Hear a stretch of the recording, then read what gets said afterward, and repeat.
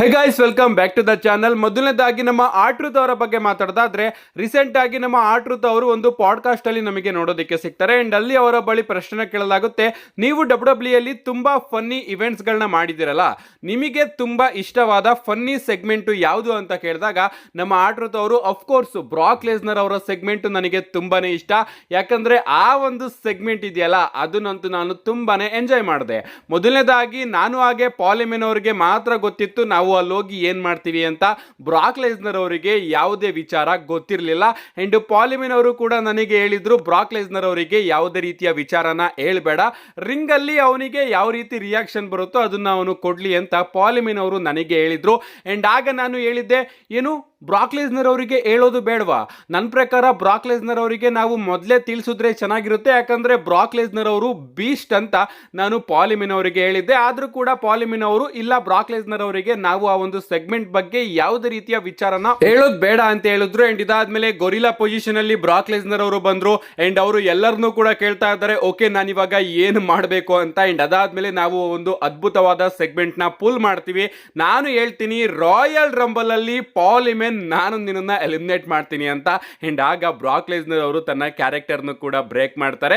ನಿಜವಾಗ್ಲೂ ಆ ಒಂದು ಸೆಗ್ಮೆಂಟ್ ನನಗೆ ಸಿಕ್ಕಾಪಟ್ಟೆ ಇಷ್ಟ ಆಗಿತ್ತು ಅಂತ ನಮ್ಮ ಆಟ್ರುತ್ ಅವರು ಬ್ರಾಕ್ ಲೆಸ್ನರ್ ಅವರ ಜೊತೆ ಆದಂತಹ ಒಂದು ಫನ್ನಿ ಸೆಗ್ಮೆಂಟ್ ನ ನೆನ್ಪ್ ಮಾಡ್ಕೊಂಡಿದ್ದಾರೆ. ನೆಕ್ಸ್ಟ್ ಅಪ್ಡೇಟ್ ಕಡೆ ಬರೋದಾದ್ರೆ, ಇದಿರ್ತಕ್ಕಂಥದ್ದು ನಮ್ಮ ಬ್ರಾನ್ಸನ್ ರೀಡ್ ಅವರ ಬಗ್ಗೆ. ನಿಮ್ಗೆ ಗೊತ್ತಿರಬಹುದು, ಬ್ರಾನ್ಸನ್ ರೀಡ್ ಅವರಿಗೆ ಇಂಜುರಿ ಆಗಿತ್ತು ಸರ್ವೈವರ್ ಸೀರೀಸ್ ವಾರ್ ಗೇಮ್ ಅಲ್ಲಿ. ಅದರಿಂದ ಅವರು ಇಷ್ಟು ದಿನ ನಮಗೆ ಡಬ್ಲ್ಯೂ ಕಂಪನಿಯಲ್ಲಿ ನೋಡೋದಕ್ಕೆ ಸಿಗಲಿಲ್ಲ.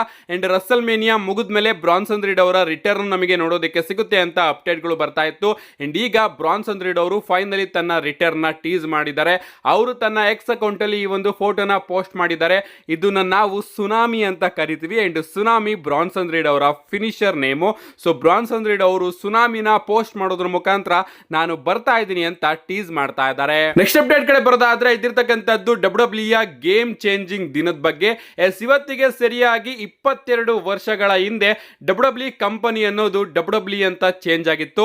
ಅದಕ್ಕಿಂತ ಮುಂಚೆ ಡಬ್ಲ್ಯೂ ಎಫ್ ಅಂತ ನಮಗೆ ನೋಡೋದಕ್ಕೆ ಸಿಗ್ತಾ ಇತ್ತು, ವರ್ಲ್ಡ್ ರೆಸ್ಲಿಂಗ್ ಫೆಡರೇಷನ್ ಅಂತ. But world wrestling federation W F ಅಂತ ಈಗಾಗಲೇ ಬೇರೊಂದು ಕಂಪನಿಯ ಬಳಿ ಟ್ರೇಡ್ ಮಾರ್ಕ್ಸ್ ಇದ್ದಿದ್ದ ಕಾರಣ ಡಬ್ಲ್ಯೂ ಅವರು ಡಬ್ಲ್ಯೂ ಎಫ್ ಇಂದ ಡಬ್ಲ್ಯೂ ಇ ಅಂತ ತನ್ನ ನೇಮ್ ನ ಚೇಂಜ್ ಮಾಡ್ಕೋಬೇಕಾಯ್ತು. ವರ್ಲ್ಡ್ ರೆಸ್ಲಿಂಗ್ ಫೆಡರೇಷನ್ ಇಂದ ಈಗ ಡಬ್ಲ್ಯೂ ವರ್ಲ್ಡ್ ರೆಸ್ಲಿಂಗ್ ಎಂಟರ್ಟೈನ್ಮೆಂಟ್ ಆಗಿ ನಮಗೆ ನೋಡೋದಕ್ಕೆ ಸಿಗ್ತಾ ಇದೆ. ನಿಜವಾಗ್ಲೂ ಕಂಪನಿಗೆ ದೊಡ್ಡ ಗೇಮ್ ಚೇಂಜಿಂಗ್ ಮೂವ್ ಆಗಿತ್ತು ಇದು. ನೆಕ್ಸ್ಟ್ ಅಪ್ಡೇಟ್ ಕಡೆ ಬರೋದಾದ್ರೆ, ಇದಿರ್ತಕ್ಕಂಥದ್ದು ಡಬ್ಲ್ಯೂ ಗ್ರ್ಯಾಂಡ್ ಸ್ಲಾಮ್ ಚಾಂಪಿಯನ್ ಬಗ್ಗೆ. ನಿಮಗೆ ಗೊತ್ತಿರಬಹುದು, ಗ್ರ್ಯಾಂಡ್ ಸ್ಲಾಮ್ ಚಾಂಪಿಯನ್ ಅಂದ್ರೆ ಮೈನ್ ಡಬ್ಲ್ಯೂ ಅಲ್ಲಿ ಯಾರ್ಯಾರು W championship, intercontinental championship, United state championship ಹಾಗೆ ಟ್ಯಾಗ್ ಟೀಮ್ ಚಾಂಪಿಯನ್ಶಿಪ್ ನ ಗೆದ್ದಿರ್ತಾರೋ ಅವ್ರನ್ನ ಡಬ್ಲ್ಯೂ ಅವರು ಗ್ರ್ಯಾಂಡ್ ಸ್ಲಾಮ್ ಚಾಂಪಿಯನ್ ಅಂತ ಕರೀತಾರೆ. ಈಗಾಗಲೇ ನಮ್ಮ ಮಿಸ್ ಆಗಿರಬಹುದು, ಸೆತ್ ರೋಲೆನ್ಸ್ ಆಗಿರಬಹುದು, ರೋಮನ್ ರೈನ್ಸ್ ಆಗಿರಬಹುದು, ಇವರೆಲ್ಲರೂ ಕೂಡ ಗ್ರ್ಯಾಂಡ್ ಸ್ಲಾಮ್ ಚಾಂಪಿಯನ್ ಆಗಿ ನಮಗೆ ಡಬ್ಲ್ಯೂ ಕಂಪನಿಯಲ್ಲಿ ನೋಡೋದಕ್ಕೆ ಸಿಗ್ತಾ ಇದ್ದಾರೆ. ಅಂಡ್ ಈಗ ಗಾಯ್ಸ್, ಸ್ವಲ್ಪ ಸೂಪರ್ ಸ್ಟಾರ್ಸ್ ಗಳ ಲಿಸ್ಟ್ ನ ನಾನು ತೋರಿಸ್ತೀನಿ. ಈ ಸೂಪರ್ ಸ್ಟಾರ್ಸ್ ಗಳಿಗೆ ಇನ್ನ ಕೇವಲ ಒಂದೇ ಒಂದು ಚಾಂಪಿಯನ್ಶಿಪ್ ನ ಅಗತ್ಯಕತೆ ಇದೆ. ಆ ಒಂದೇ ಒಂದು ಚಾಂಪಿಯನ್ಶಿಪ್ ನ ಏನಾದ್ರೂ ಈ ಸೂಪರ್ ಸ್ಟಾರ್ಸ್ ಗಳು ಗೆದ್ರೆ, ಈ ಸೂಪರ್ ಸ್ಟಾರ್ಸ್ ಗಳು ಕೂಡ ಕಂಪನಿಯಲ್ಲಿ ಗ್ರ್ಯಾಂಡ್ ಸ್ಲಾಮ್ ಚಾಂಪಿಯನ್ ಆಗ್ತಾರೆ. ಮೊದಲನೇದಾಗಿ ನಮ್ಮ ಶಿನ್ಸ್ಗೆ ನಾಕಮುರಾ ಅವರು ಏನಾದ್ರೂ ಡಬ್ಲ್ಯೂ ವರ್ಲ್ಡ್ ಹೆವಿವೇಟ್ ಚಾಂಪಿಯನ್ಶಿಪ್ ಅಥವಾ ಡಬ್ಲ್ಯೂ ಅನ್ಡಿಸ್ಪ್ಯೂಟೆಡ್ ಚಾಂಪಿಯನ್ಶಿಪ್ ನ ಗೆದ್ರೆ ಅವರು ಕೂಡ ಗ್ರ್ಯಾಂಡ್ ಸ್ಲಾಮ್ ಚಾಂಪಿಯನ್ ಆಗ್ತಾರೆ. ಯಾಕಂದ್ರೆ ಇಷ್ಟು ವರ್ಷದಲ್ಲಿ ನಮ್ಮ ಶಿನ್ಸ್ಗೆ ನಾಕಮುರಾ ಅವರು intercontinental championship, tag team championship ಹಾಗೆ ಯುನೈಟೆಡ್ ಸ್ಟೇಟ್ ಚಾಂಪಿಯನ್ಶಿಪ್ ನ ಗೆದ್ದಿದ್ದಾರೆ. ಇನ್ನ ಗೆಲ್ಬೇಕಾಗಿರೋದು ಮೈನ್ ಚಾಂಪಿಯನ್ಶಿಪ್ ಅಷ್ಟೇ. ಅಂಡ್ ಈ ಒಂದು ಲಿಸ್ಟ್ ಅಲ್ಲಿ ನಮ್ಮ ಜೇ ಊಸೋ ಅವರು ಕೂಡ ಆಡ್ ಆಗಿದ್ದಾರೆ. ನಮ್ಮ ಜೇ ಊಸೋ ಅವರು ಯುನೈಟೆಡ್ ಸ್ಟೇಟ್ ಚಾಂಪಿಯನ್ಶಿಪ್ ನ ಗೆದ್ರೆ ಇವರು ಕೂಡ ಗ್ರ್ಯಾಂಡ್ ಸ್ಲಾಮ್ ಚಾಂಪಿಯನ್ ಆಗ್ತಾರೆ. ನಮ್ಮ ಶೇಮಸ್ ಅವರು ಇಂಟರ್ಕಾಂಟಿನೆಂಟಲ್ ಚಾಂಪಿಯನ್ಶಿಪ್ ನ ಗೆದ್ರೆ ಇವರು ಕೂಡ ಗ್ರ್ಯಾಂಡ್ ಸ್ಲಾಮ್ ಚಾಂಪಿಯನ್ ಆಗ್ತಾರೆ. ನಮ್ಮ ಡ್ರೂ ಮ್ಯಾಕೆಂಟೈರ್ ಅವರು ಯುನೈಟೆಡ್ ಸ್ಟೇಟ್ ಚಾಂಪಿಯನ್ಶಿಪ್ ನ ಗೆದ್ರೆ ಇವರು ಗ್ರ್ಯಾಂಡ್ ಸ್ಲಾಮ್ ಚಾಂಪಿಯನ್ ಆಗ್ತಾರೆ. ಸಿಎಂ ಪಂಕ್ ಅವರು ಕೂಡ ಯುನೈಟೆಡ್ ಸ್ಟೇಟ್ ಚಾಂಪಿಯನ್ಶಿಪ್ ನ ಗೆದ್ರೆ ಗ್ರ್ಯಾಂಡ್ ಸ್ಲಾಮ್ ಚಾಂಪಿಯನ್ ಆಗ್ತಾರೆ. ನಮ್ಮ ಅಮೆರಿಕನ್ ನೈಟ್ ಮೇರ್ ಕೋಡಿ ರೋಡ್ಸ್ ಅವರು ಕೂಡ ಯುನೈಟೆಡ್ ಸ್ಟೇಟ್ ಚಾಂಪಿಯನ್ಶಿಪ್ ನ ಗೆದ್ರೆ ಗ್ರ್ಯಾಂಡ್ ಸ್ಲಾಮ್ ಚಾಂಪಿಯನ್ ಆಗ್ತಾರೆ. ಅಂಡ್ ನಮ್ಮ ಜಾನ್ಸಿನ್ ಅವರು ಇಂಟರ್ಕಾಂಟಿನೆಂಟಲ್ ಚಾಂಪಿಯನ್ಶಿಪ್ ನ ಗೆದ್ರೆ ಇವರು ಕೂಡ ಗ್ರ್ಯಾಂಡ್ ಸ್ಲಾಮ್ ಚಾಂಪಿಯನ್ ಆಗ್ತಾರೆ. ಅಂಡ್ ಫೈನಲಿ ನಮ್ಮ ಡೇಮಿಯನ್ ಪ್ರಿಸ್ಟ್ ಅವರು ಕೂಡ ಇಂಟರ್ಕಾಂಟಿನೆಂಟಲ್ ಚಾಂಪಿಯನ್ಶಿಪ್ ನ ಗೆದ್ರೆ ಇವರು ಕೂಡ ಗ್ರ್ಯಾಂಡ್ ಸ್ಲಾಮ್ ಚಾಂಪಿಯನ್ ಆಗ್ತಾರೆ. ಸೊ ಈ 8 ಸೂಪರ್ ಸ್ಟಾರ್ಸ್ ಗಳು ಕೇವಲ ಡಬ್ಲ್ಯೂ ಕಂಪನಿಯಲ್ಲಿ ಇನ್ನ ಒಂದೇ ಒಂದು ಚಾಂಪಿಯನ್ಶಿಪ್ ನ ಗೆದ್ರೆ ಈ 8 ಜನರು ಕೂಡ ಗ್ರ್ಯಾಂಡ್ ಸ್ಲಾಮ್ ಚಾಂಪಿಯನ್ ಆಗ್ತಾರೆ. ನಮ್ಮ ನೆಕ್ಸ್ಟ್ ಅಪ್ಡೇಟ್ ಕಡೆ ಬರೋದಾದ್ರೆ, ಇದಿರ್ತಕ್ಕಂಥದ್ದು ಬ್ಯಾಕ್ ಲ್ಯಾಶ್ ನ ಫೈನಲ್ ಮ್ಯಾಚ್ ಕಾರ್ಡ್ ಬಗ್ಗೆ. ಎಸ್ ಪ್ರಾಬಬ್ಲಿ ಇದೇ ಫೈನಲ್ ಮ್ಯಾಚ್ ಕಾರ್ಡ್ ಆಗಿ ನಮಗೆ ಬ್ಯಾಕ್ ಲ್ಯಾಶ್ ಅಲ್ಲಿ ನೋಡೋದಕ್ಕೆ ಸಿಗಬಹುದು. ಇನ್ನ ಜಾಸ್ತಿ ಅಂದ್ರೆ ಒಂದು ಮ್ಯಾಚ್ ನ ಡಬ್ಲ್ಯೂ ಅವರು ಆಡ್ ಮಾಡಬಹುದು. ಸ್ಮ್ಯಾಕ್ ಡೌನ್ ನಲ್ಲಿ ಡಬ್ಲ್ಯೂ ಡಬ್ಲ್ಯೂ ಅವರು ನಂಬರ್ 1 ಕಂಟೆಂಡರಿಗೆ ಮ್ಯಾಚ್ ನ ನಡೆಸ್ತಾ ಇದಾರಲ್ಲ ಡಬ್ಲ್ಯೂ ವಿಮೆನ್ಸ್ ಚಾಂಪಿಯನ್ಶಿಪ್ ಗೆ, ಆ ಒಂದು ಮ್ಯಾಚ್ ಅಲ್ಲಿ ಯಾರು ಗೆಲ್ತಾರೋ ಅವರು ಪ್ರಾಬಬ್ಲಿ ನಮ್ಮ ಸ್ಟಿಫನಿ ಸ್ಟಾಟನ್ ಅವ್ರನ್ನ ಸ್ಮ್ಯಾಕ್ ಡೌನ್ ಅಲ್ಲೇ ಫೇಸ್ ಮಾಡಬಹುದು, ಅಥವಾ ಡಬ್ಲ್ಯೂ ಅವರು ಅದನ್ನ ಮುಂದಿನ ಸ್ಮ್ಯಾಕ್ ಡೌನ್ ಎಪಿಸೋಡ್ಗೂ ಕೂಡ ಬುಕ್ ಮಾಡಬಹುದು. ಸದ್ಯಕ್ಕೆ ಟೋಟಲ್ ಆಗಿ ಡಬ್ಲ್ಯೂ ಅವರು ಬ್ಯಾಕ್ಲಾಶ್ ಗೆ 5 ಮ್ಯಾಚ್ ನ ಅಫಿಷಿಯಲ್ ಆಗಿ ಅನೌನ್ಸ್ ಮಾಡಿದ್ದಾರೆ. ಮೊದಲನೇದಾಗಿ ನಮಗೆ ಪ್ಯಾಟ್ ಮೆಕಫಿ ಹಾಗೆ ಗಂತರ್ ಅವರ ನಡುವೆ ಒಂದು ಸಿಂಗಲ್ಸ್ ಮ್ಯಾಚ್ ನೋಡೋದಕ್ಕೆ ಸಿಗ್ತಾ ಇದೆ. ಇದಾದ್ಮೇಲೆ ಯುನೈಟೆಡ್ ಸ್ಟೇಟ್ ಚಾಂಪಿಯನ್ಶಿಪ್ ಗೆ ಒಂದು ಫ್ಯಾಟಲ್ 4-ವೇ ಮ್ಯಾಚ್ ನೋಡೋದಕ್ಕೆ ಸಿಗ್ತಾ ಇದೆ.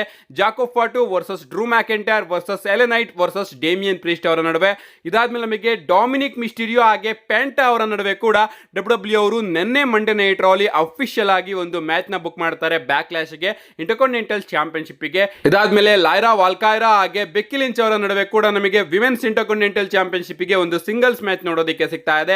ಅಂಡ್ ಫೈನಲಿ ಬ್ಯಾಕ್ಲಾಶ್ ನ ಮೇನ್ ಇವೆಂಟ್ ಜಾನ್ ಸಿನಾ ಹಾಗೆ ರ್ಯಾಂಡಿ ಆರ್ಟನ್ ಅವರ ನಡುವೆ ಡಬ್ಲ್ಯೂ ಅನ್ಡಿಸ್ಪ್ಯೂಟೆಡ್ ಚಾಂಪಿಯನ್ಶಿಪ್ ಗೆ ಒಂದು ಸಿಂಗಲ್ಸ್ ಮ್ಯಾಚ್ ನೋಡೋದಕ್ಕೆ ಸಿಗ್ತಾ ಇದೆ. ಟೋಟಲ್ ಆಗಿ ಡಬ್ಲ್ಯೂ ಅವರು 5 ಮ್ಯಾಚಸ್ ಗಳನ್ನ ಅಫಿಷಿಯಲ್ ಆಗಿ ಅನೌನ್ಸ್ ಮಾಡಿದ್ದಾರೆ. ಅಂಡ್ ಡಬ್ಲ್ಯೂ ಅವರು ಏನಾದರೂ ಸ್ಮ್ಯಾಕ್ ಡೌನ್ ನಲ್ಲಿ ಡಬ್ಲ್ಯೂ ವಿಮೆನ್ಸ್ ಚಾಂಪಿಯನ್ಶಿಪ್ ಗೆ ಮ್ಯಾಚ್ ಏನಾದರೂ ಅನೌನ್ಸ್ ಮಾಡಿದ್ರೆ 6 ಮ್ಯಾಚಸ್ ಗಳು ನಮಗೆ ಈ ಬಾರಿಯ ಬ್ಯಾಕ್ಲಾಶ್ ಅಲ್ಲಿ ನೋಡೋದಕ್ಕೆ ಸಿಗುತ್ತೆ. ಅಂಡ್ ಮ್ಯಾಚ್ ಕಾರ್ಡ್ ನ ನೋಡ್ತಾ ಇದ್ರೆ ನಿಜವಾಗ್ಲೂ ಅದ್ಭುತವಾಗಿ ನಮಗೆ ನೋಡೋದಕ್ಕೆ ಸಿಗ್ತಾ ಇದೆ. ನಮ್ಮ ನೆಕ್ಸ್ಟ್ ಅಂಡ್ ಫೈನಲ್ ಅಪ್ಡೇಟ್ ಕಡೆ ಬರೋದಾದ್ರೆ ಇದ್ದಿರ್ತಕ್ಕಂಥದ್ದು ರೋಮನ್ ರೈನ್ಸ್ ಅವರ money in the bank status ಬಗ್ಗೆ. ರೋಮನ್ ರೈನ್ಸ್ ಅವರು ನಮಗೆ money in the bank premium live event ಅಲ್ಲಿ ನೋಡೋದಕ್ಕೆ ಸಿಗ್ತಾರೋ ಇಲ್ವೋ ಅನ್ನೋದ್ರ ಬಗ್ಗೆ. ನಿಮಗೆ ಗೊತ್ತಿರಬಹುದು ರೋಮನ್ ರೈನ್ಸ್ ಅವರು ರಸಲ್ ಮೇನಿಯಾ ಮುಗಿದ್ಮೇಲೆ ಒಂದು ಮಂಡೇ ನೈಟ್ ರಾಗೆ ಬರ್ತಾರೆ. ಸೆತ್ ರೋಲೆನ್ಸ್ ಹಾಗೆ ಬ್ರಾನ್ ಬ್ರೇಕರ್ ಅವರ ಕೈಯಲ್ಲಿ ಒದೆ ತಿಂತಾರೆ. ಅಂಡ್ ಇಲ್ಲಿವರೆಗೂ ಕೂಡ ರೋಮನ್ ರೈನ್ಸ್ ಅವರ ರಿಟರ್ನ್ ನಮಗೆ ನೋಡೋದಕ್ಕೆ ಸಿಕ್ಕಿಲ್ಲ, ಬದಲಿಗೆ ಸಿಎಂ ಪಂಕ್ ಅವರ ರಿಟರ್ನ್ ನಮಗೆ ನೋಡೋದಕ್ಕೆ ಸಿಕ್ಕಿದೆ.